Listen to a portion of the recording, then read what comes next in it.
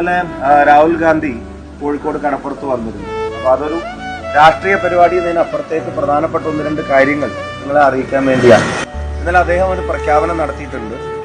അദ്ദേഹത്തിന്റെ അല്ലെങ്കിൽ ഞങ്ങളുടെ അല്ലെങ്കിൽ നമ്മുടെ എങ്ങനെയാണോ നിങ്ങൾ അതിനെ പറയാൻ ആഗ്രഹിക്കുന്നത് അങ്ങനെ നേതൃത്വത്തിലുള്ള ഒരു ഭരണ സംവിധാനം ഇവിടെ വരികയാണെങ്കിൽ ഇനി മുതൽ കേരളത്തിലെ നിന്നല്ല ഇന്ത്യയിലെമ്പാടുമുള്ള സർക്കാർ പോസ്റ്റുകൾ, സർക്കാർ ജോലി, കേന്ദ്ര സർക്കാരിന്റെ പ്രത്യേകിച്ച് ജോലികളിൽ 50% വനിതകൾക്ക് വേണ്ടി മാറ്റിവെക്കും എന്നുള്ള തീരുമാനം അദ്ദേഹം പ്രഖ്യാപിച്ചിരിക്കുന്നത്. ഡയറക്റ്റ് 50, 100 ജോലി ഉണ്ടെങ്കിൽ അതിൽ 50 വനിതകൾക്ക് വേണ്ടി മാറ്റിവെക്കും. രണ്ടാമത്തെ ഒരു കാര്യം അദ്ദേഹം പറഞ്ഞിട്ടുള്ളത്, ഇപ്പോ കുടുംബത്തിൽ ഒരു വനിത, സാമ്പത്തികമായി പ്രയാസം അനുഭവിക്കുന്ന കുടുംബത്തിൽ ഒരു വനിത, ആ വനിതയുടെ പേരിൽ ഒരു കുടുംബത്തിലെ ഒരാൾക്ക് ഓരോ വർഷവും 1 ലക്ഷം രൂപ അവർ സാമ്പത്തികമായി ഇച്ചിരി മെച്ചപ്പെടുന്നത് വരെ കൊടുക്കുമെന്നുള്ള പ്രഖ്യാപനം ഗവൺമെന്റ് നടത്തിയിരിക്കുക. പിന്നെ ഗവൺമെന്റ് വന്നാൽ ചെയ്യുമെന്നുള്ള പ്രഖ്യാപനം അദ്ദേഹം നടത്തിയിരിക്കുക. മൂന്നാമത്തെ ഒരു കാര്യം, ഇപ്പൊ ഡിഗ്രി കഴിഞ്ഞ് ഡിപ്ലോമ കഴിഞ്ഞ് നമ്മുടെ കുട്ടികൾ അവർക്ക് ജോലി ആവുന്നത് വരെ അല്ലെങ്കിൽ 1 വർഷത്തേക്ക് ഏതാണോ ആദ്യം 1 വർഷത്തേക്കോ അല്ലെങ്കിൽ ജോലി ആവുന്നത് വരെയോ ഏതെങ്കിലും ഒരു തൊഴിലിൽ ഓൺ ദ ജോബ് അവർക്ക് പരിശീലനം കൊടുക്കും.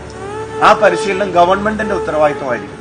അവർ അപേക്ഷ കൊടുക്കേണ്ടത് ഗവൺമെന്റിനാണ്. ഞാൻ ഡിഗ്രി കഴിഞ്ഞു, എന്റെ പേര് ഷാഫി, ഞാൻ ഡിഗ്രി കഴിഞ്ഞു, എനിക്കൊരു അപ്രന്റീസ്ഷിപ്പ് വേണം എന്ന് പറഞ്ഞിട്ട് ഞാനൊരു അപേക്ഷ കൊടുത്താൽ ഏതെങ്കിലും ഗവൺമെന്റ് സ്ഥാപനത്തിലോ ഏതെങ്കിലും പൊതുമേഖലാ സ്ഥാപനത്തിലോ അല്ലെങ്കിൽ പ്രൈവറ്റ് സ്ഥാപനത്തിലോ എവിടെയാണെങ്കിലും ഈ കുട്ടിക്ക് 1 വർഷത്തെ അപ്രന്റീസ്ഷിപ്പ് ഗവൺമെന്റിന്റെ ഉത്തരവാദിത്വം നിയമം കൊണ്ട് പാസ്സാക്കും.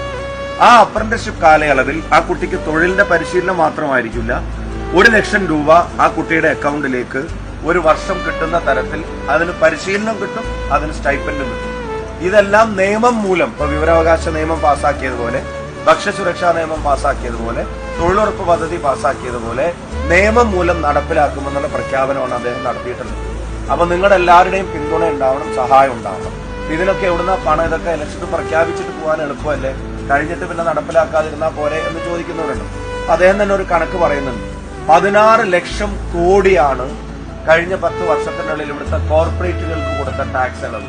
16 ലക്ഷം കോടി വലിയ വലിയ കോടീശ്വരന്മാർക്ക് കൊടുത്തിരിക്കുന്ന ഇളവ്. ഒരു സാധാരണക്കാരന്റെ ഒരു വായ്പ, നിങ്ങളുടെ ഏതെങ്കിലും വായ്പ എഴുതി തള്ളിയിട്ടുണ്ടോ?